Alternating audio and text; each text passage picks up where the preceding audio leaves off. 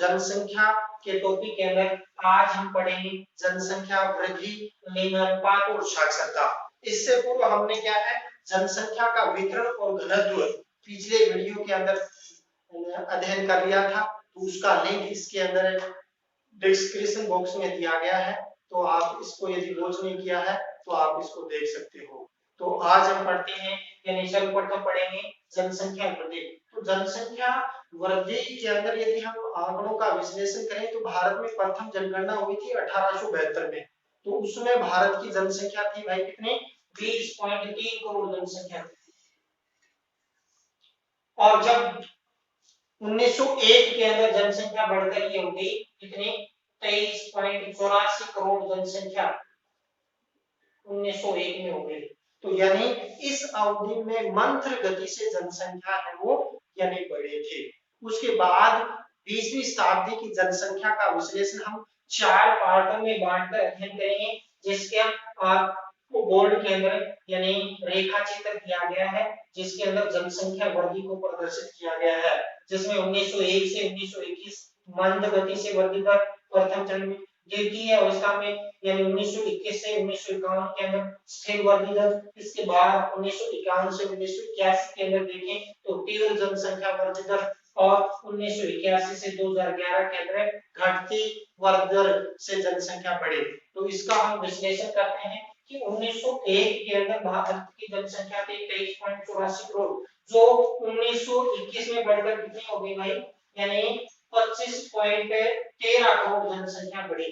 तो यानी इस अवधि के अंदर यानी 2 करोड़ से कम जनसंख्या है वो बढ़ी, और इसका प्रमुख कारण था एक तो इन्फ्लुएंजा महामारी, और दूसरा यदि हम बात करते हैं तो उसमें भयंकर अकाल पड़े थे। जिस प्रकार वर्तमान में कोरोना की वजह से क्या है जनसंख्या के अंदर यानी ऋणात्मक यानी वृद्धि दर्ज होगी। इसका प्रमुख रीजन यह है कि यूरोपीय कंट्री में तो पहले ऋणात्मक वृद्धि दर चल रही थी, और इसमें लाखों की संख्या में लोग है कोरोना महामारी की वजह से क्या है अकाल ग्रसित हो रहे हैं। तो यदि हम बात करते हैं 1911 से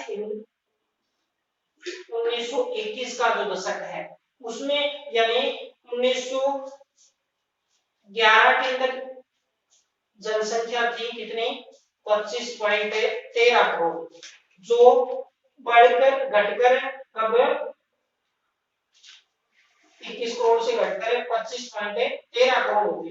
यानी 11 से 21 के अंदर लगभग 8 लाख जनसंख्या के अंदर क्या आई थी गिरावट आई थी। तो यानी -0.31% की गिरावट है वो 1911 से 21 के दशक में यानी दर्ज की गई। और यही जो दशक है भारत के अंदर यानी महान जनसंख्या विभाजक यानी दशक भी कहा जाता है, और इसको ऋणात्मक दशक की वृद्धि दर वाला दशक भी कहा जाता है। और महान जनसंख्या विभाजक वर्ष की बात करते हैं तो 1921 का वर्ष प्रमुख रूप से क्या है आता है। तो इस अवधि के अंदर देखें तो प्रमुख रूप से एक तो यानी इसका रीजन रहा था एक तो इन्फ्लुएंजा, और दूसरा प्रमुख रूप से यानी इसके अंदर देखें तो भयंकर अकाल है वो पड़े थे।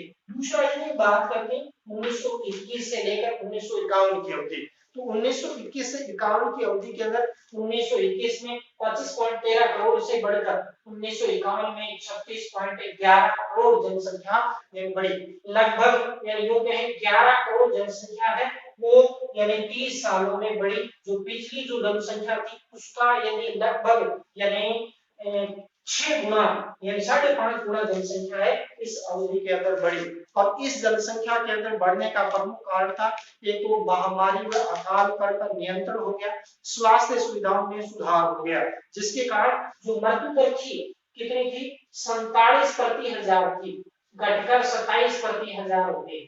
तो इस प्रकार यानी मृत्यु दर के अंदर तो यह प्रत्याशित रूप से क्या है इस अवधि के अंदर यानी गिरावट है वो दर्ज की गई। दूसरा यदि हम बात करते हैं इस अवधि के अंदर यानी मृत्यु दर के अंदर यानी 40 प्रति हजार रही, तो 27 और 40 में काफी डिफरेंस होने के कारण क्या है इस अवधि के अंदर तीव्र जनसंख्या यानी इस अवधि के अंदर वृद्धि दर्ज की गई, क्योंकि यानी स्वास्थ्य सुविधाओं के अंदर इस अवधि के अंदर पूरा सुधार है वो प्रमुख रूप से हुआ था। 19 उसके बाद हम बात करते हैं 1951 से 1981 यह अवधि भारत में जनसंख्या विस्फोट की अवधि थी और इस अवधि में भारत में अप्रत्याशित रूप से जनसंख्या है वो बढ़ी। इसके अंदर देखें 1951 में 36.11 करोड़ थी, जो बढ़कर 68 यानी 33 करोड़ जनसंख्या होगी कब भाई 1981 के अंदर। तो इस अवधि के अंदर भारत के अंदर कितने 32 करोड़ जनसंख्या है इस अवधि के अंदर, यानी 30 सालों में बढ़ी। लगभग यूं कहें कि 10.5 करोड़ जनसंख्या है 10 सालों में, यानी इस अवधि के अंदर प्रमुख रूप से बढ़ी। तो इस अवधि के अंदर यानी भारत में जनसंख्या विस्फोट की अवधि भी कहते हैं। और इस अवधि के अंदर देखें तो 1951 से 1971 का दशक है, उसके अंदर 24.80% की वृद्धि हुई थी। जो भारतीय जनगणना इतिहास के अंदर देखें तो सर्वाधिक दशकीय वृद्धि दर वाला जो यानी दशक था 1971 से 61 से 71 24.80, 71 से 81 के अंदर देखते हैं तो यहाँ रहा था 24.66%।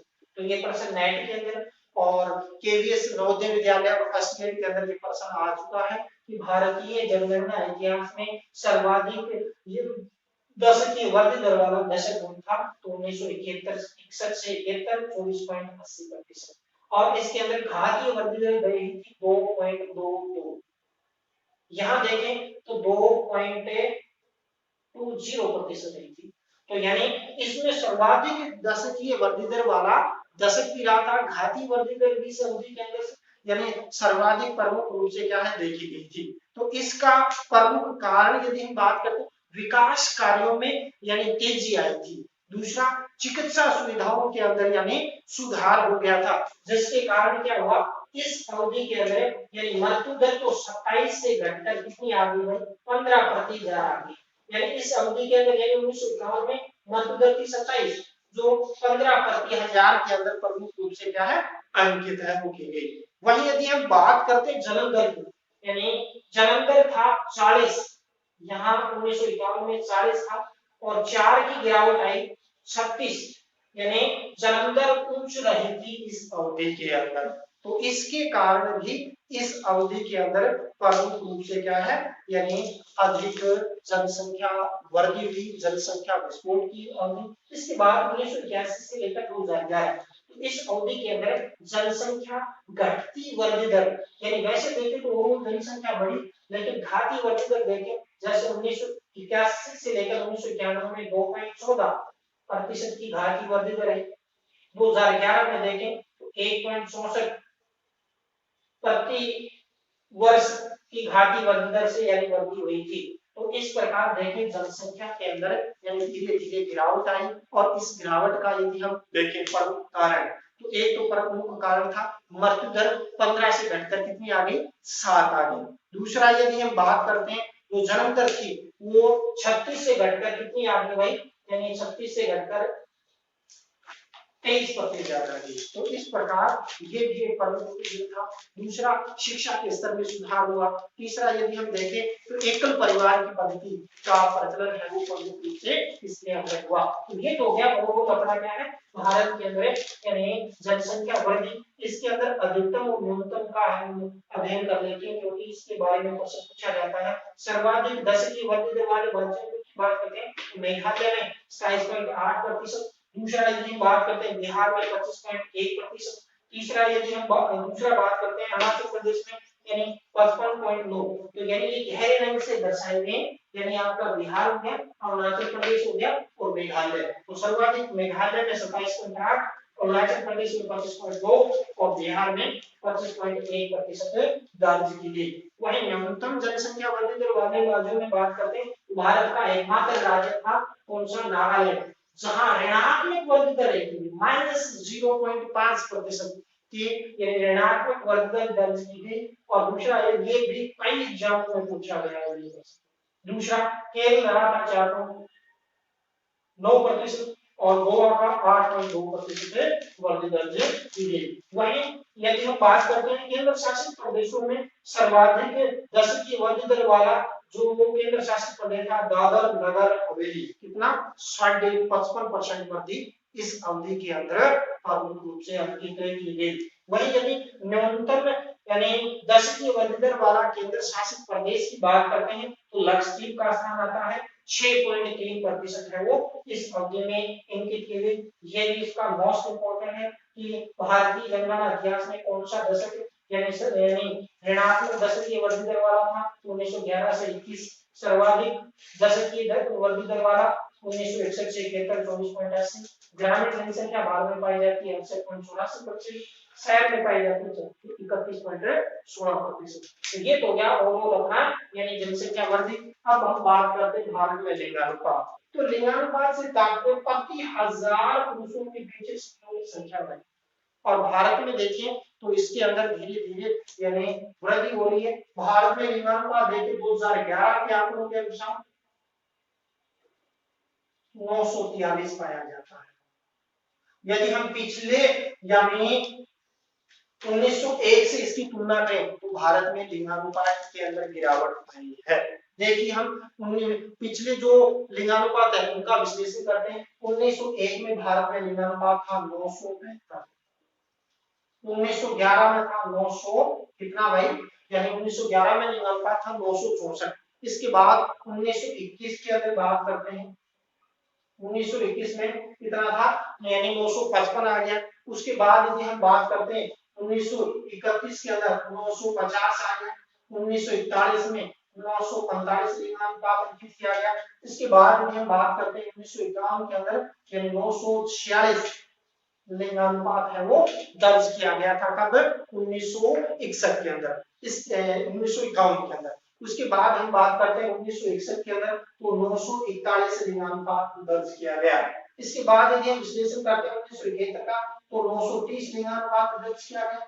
1981 में थोड़ा सा बड़ा 934 लिंगानुपात दर्ज किया गया। 1991 के अंदर विश्लेषण करते हैं तो भारत का लिंगानुपात रहा 936, और वर्तमान में देखें 2011 के अंदर देखें तो 933 लिंगानुपात अंकित किया गया।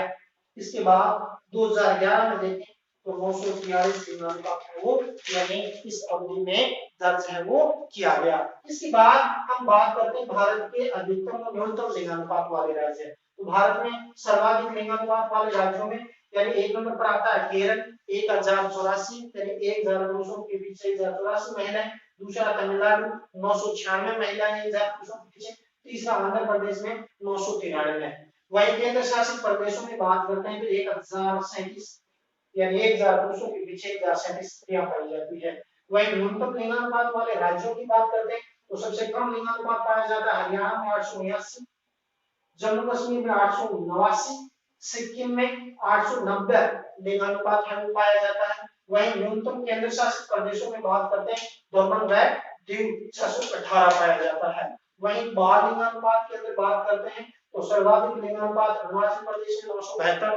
इसके बाद बात करते हैं मिजोरम का कितना 970। इसके बाद बात करते हैं मेघालय का 970। वहीं न्यूनतम लिंगानुपात में भी हरियाणा का स्थान आता है 834। इधर भी और देखें तो भी हरियाणा 879 और बाल लिंगानुपात में भी 834। पंजाब उसका पूछ गया 849, जम्मू कश्मीर 862 लिंगानुपात है वो यानी इसके अंदर पाया जाता है। इसके बाद हम साक्षरता का अध्ययन करेंगे। तो साक्षरता मानव विकास और जीवन की गुणवत्ता का एक क्या होता है भाई सूचकांक होता है। और कम साक्षरता से क्या होता है आर्थिक सामाजिक और वैज्ञानिक विकास के अंदर क्या आती है रुकावट आती है। तो साक्षरता का आंकलन हम मुख्य रूप से यदि हम करें पिछले 1901 के आंकड़ों के आधार पर तो भारत में 1901 के अंदर 5.35% लोग साक्षर थे, यानी 5.5% लोग साक्षर थे 1901 के अंदर। उसके बाद साक्षरता के अंदर धीरे धीरे वृद्धि हुई और 1951 में बात करते हैं तो 18.33% लोग क्या हो गए भाई साक्षर हुए। उसके बाद यदि हम वर्तमान लेटेस्ट आंकड़ों 2011 का विश्लेषण करें तो भारत के अंदर यानी ओवरऑल साक्षरता पाई जाती है कितने 73% पाई जाती है। तो इस प्रकार 1901 से 2011 की यदि हम तुलना करें तो भारत में 14 गुना साक्षरता के अंदर क्या हुई है भाई वृद्धि हुई है। लेकिन यदि अन्य देशों से यदि हम तुलना करें तो भारत की साक्षरता बहुत कम है, क्योंकि यदि भारत में 121 करोड़ जनसंख्या का यदि हम 27% लोग भारत में निरक्षर हैं और वो एक मोटी यानी संख्या प्रमुख रूप से क्या है इसके अंदर होती है। तो इस प्रकार यानी निरक्षरता देश के आर्थिक विकास के अंदर क्या है बाधक का कार्य है वो प्रमुख रूप से करती है। फिर यदि हम बात करते हैं भारत के अंदर 2011 में कुल साक्षरता थी कितनी 73%। उसके बाद यदि हम विश्लेषण करें पुरुष साक्षरता 82.14%, महिला साक्षरता की बात करते हैं 65.46% है वो साक्षरता इसके अंदर पाई जाती है। वहीं राजस्थान में बात करते हैं तो साक्षरता 66.1% पाई जाती है। वहीं महिलाओं की बात करते हैं तो यानी 52.1% साक्षरता इसके अंदर देखने को मिलती है। हालांकि जनसंख्या का टॉपिक अपने अलग से राजस्थान के अंदर अध्ययन करेंगे।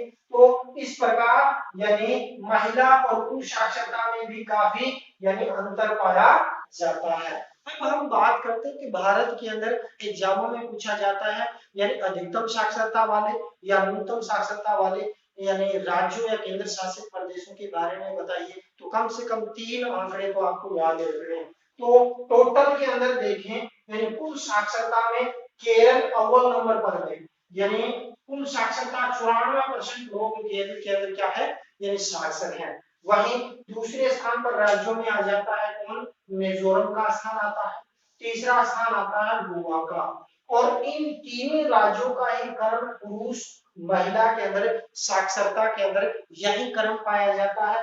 वे 1 नंबर पर केरल पुरुष 96.1, मिजोरम 2 नंबर पर 93.3 पुरुष, गोवा में के अंदर 92.6 पुरुष यानी साक्षरता पाई जाती है, यही क्रम पाया जाता है। यही क्रम यानी केरल के अंदर महिला साक्षरता 92.1, मिजोरम में 89.1, गोवा में यानी 84.7% साक्षरता है वो इसके अंदर क्या है पाई जाती है। फिर यदि हम बात करते हैं केंद्र शासित प्रदेशों में तो केंद्र शासित प्रदेशों में लक्षद्वीप की साक्षरता 91.8% पाई जाती है।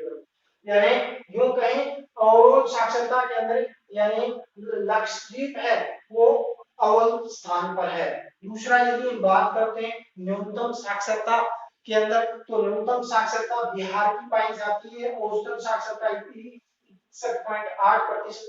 दूसरा स्थान आता है अरुणाचल प्रदेश का 54.4%, 65.4%, राजस्थान का 66.1% साक्षरता के साथ निचले पायदान प्रमुख रूप से तीसरे स्थान पर है यानी टोटल में पुरुष साक्षरता में बिहार निचले स्थान पर 71.2%, दूसरे स्थान पर अरुणाचल प्रदेश का आता है कितना 72.6% स्थान आता है और तीसरा स्थान फिर राजस्थान का आता है इसके अंदर। वहीं यदि हम महिलाओं के अंदर परिवर्तन होता है बिहार के अंदर 51.5% के साथ न्यूनतम साक्षरता, दूसरा राजस्थान का स्थान आता है अरुणाचल प्रदेश के चेंज हो जाता है, अरुणाचल प्रदेश का तीसरा स्थान जाता है इसका दूसरा हो जाता है। तो इस प्रकार देखें तो राजस्थान का यानी 52.1% साक्षरता के साथ निचले पायदान बिहार के बाद दूसरे स्थान पर साक्षरता में आता है। तीसरा स्थान अरुणाचल प्रदेश का 55.4% के साथ है साक्षरता है वो पाई जाती है। वहीं यदि हम बात करते हैं न्यूनतम साक्षरता तो न्यूनतम साक्षरता पाई जाती है किसकी भाई दादरा नगर हवेली की साक्षरता है वो यानी इसके अंदर है वो पाई जाती है। तो दादर नगर हवेली की साक्षरता की बात करते हैं तो 76.2% कौन सी न्यूनतम साक्षरता में यानी दादर नगर हवेली की पाई जाती है। कितने 76.2% साक्षरता है वो प्रमुख रूप से क्या है पाई जाती है। वहीं यदि हम बात करते हैं तो ये तो जाता है कौन यानी और यानी साक्षरता की बात होगी। इसके बाद हम थोड़ा सा डिस्कस कर लेते हैं कि ग्रामीण और नगरीय जनसंख्या। तो ग्रामीण और नगरीय जनसंख्या में देखें तो भारत में शहरी जनसंख्या पाई जाती है। 2011 के आंकड़ों के अनुसार देखें तो 31.16% लोग शहरों में निवास करते हैं। वहीं ग्रामीण क्षेत्र की बात करते हैं तो 68.84% जनसंख्या है वो कहाँ निवास करती है भाई यानी गांव में निवास करती है। इसके बाद सर्वाधिक शहरी जनसंख्या वाला यानी राज्य कौन सा है? गोवा 62.2% के साथ है, यानी सर्वाधिक शहरी आबादी पाई जाती है। और न्यूनतम शहरी आबादी वाले राज्यों में बात करते हैं तो हिमाचल प्रदेश 10.04% आता है। एक बार यानी इसके अलावा नेट के अंदर क्वेश्चन पूछा जाता है भारत के महानगर, यानी भारत में 4 महानगर है, कौन सा? दिल्ली, बॉम्बे और इधर आपका आ जाता है कोलकाता और चेन्नई। तो इसके अंदर यानी करंट सेट किया जाता है कि किस नगर की यानी आबादी सर्वाधिक पाई जाती है, तो करंट पूछा जाता है तो सर्वाधिक आबादी पाई जाती है भाई किसकी? मुंबई की। उसके बाद यदि हम बात करते हैं एंटीक्लॉक घुमा दो, फिर दूसरा स्थान दिल्ली का, तीसरा स्थान कोलकाता का, चौथा चेन्नई का। तो इस प्रकार ये क्रम भी कई बार पूछ लिया जाता है, यानी तो इस प्रकार ये भी ध्यान रखना, एक नंबर पर आबादी किसकी है? यानी मुंबई की है, 2 नंबर पर दिल्ली की है 166, तीसरा यानी कोलकाता का, चौथा चेन्नई का स्थान है वो प्रमुख रूप से आता है। तो इस प्रकार मित्रों आज हमने क्या है यानी भारत में वृद्धि, लिंगानुपात, साक्षरता और नगरीय आंकड़ों का विश्लेषण किया। तो इसी के साथ आज का वीडियो समाप्त करते हैं। जय हिंद, जय भारत, पढ़ते रहिए।